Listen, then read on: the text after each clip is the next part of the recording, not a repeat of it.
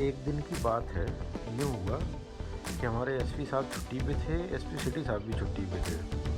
तो उनके स्थान पे जन सुनवाई में मुझे बैठना था, तो मैं बैठा हुआ था। तो एक व्यक्ति जिसका नाम अखिलेश था, वो मेरे पास आया और एप्लीकेशन दिया कि सर हमको तिरपाल दिला दिया जाए, हम बरसात में हमारा घर गिर गया है और पन्नी में रह रहे हैं। तो मुझे यकीन नहीं हुआ, मैंने कांस्टेबल को भेज के दिखवाया तो एकदम सच बात थी, वो आदमी पन्नी में रह रहा था।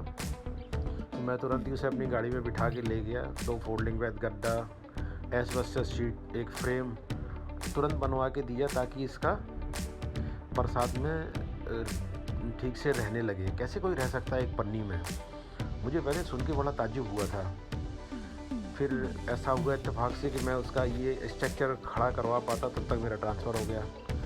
फिर मेरे दोस्त भाई, बड़े भाई सतीश जिंदल साहब, आसाराम जी, उन लोगों से मैंने निवेदन किया कि इसका कुछ इंतज़ाम कर दे रोज़गार का। देखिए, यही इसकी पन्नी थी, इसमें रहता था।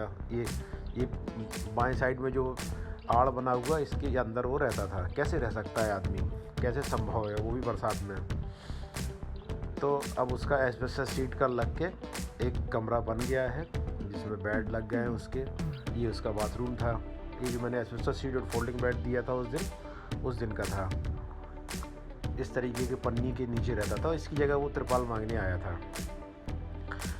फिर वो अभी एक दिन बस पकड़ के मेरे पास अयोध्या आ गया और खोजते खोजते राम की पैड़ी पे किसी से उसने पूछा, तो जो वहाँ दरोगा जी थे उनके पास मेरा नंबर था, उन्होंने मुझे कॉल किया, बताया। तो फिर मैंने दरोगा जी से कहा, आप इसको बस में बिठा दो, पैसा दे दो, मैं आपको फ़ोन पे कर दे रहा हूँ, ये चला जाए, मैं इसका रोज़गार का काम वहीं पे कराता हूँ। और मैं जो अभी नाम बताया आपको, समाज सेवक भी हैं जिंदल साहब, बिजनेसमैन भी हैं मुगलसराय में, और आसाराम जी पत्रकार हैं हिंदुस्तान के।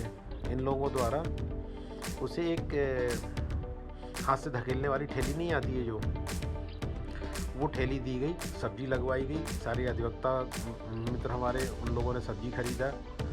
अब से उसका एक अपना खुद का एक व्यापार चल निकला है।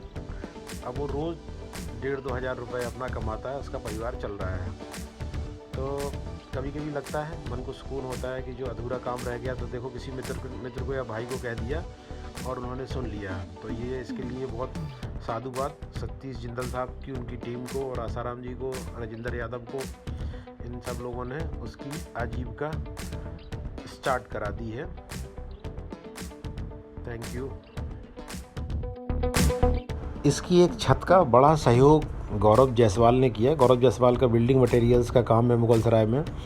मैंने गौरव को एक बार सिर्फ फ़ोन किया, गौरव ने तुरंत एस्बेस्टस शीट और एक एंगल का फ्रेम उसको दे दिया। जबकि बांस-बल्ली मेरे पास थी कुछ, तो वो मैंने प्रोवाइड करा दी, लेकिन तुरंत ही गौरव ने ये अपनी तरफ से उपलब्ध कराया है। गौरव, आपको भी थैंक यू। और इन सभी मित्रों को जो हर हर महादेव का नारा लगा रहे हैं, इनको भी हर हर महादेव साधुवाद।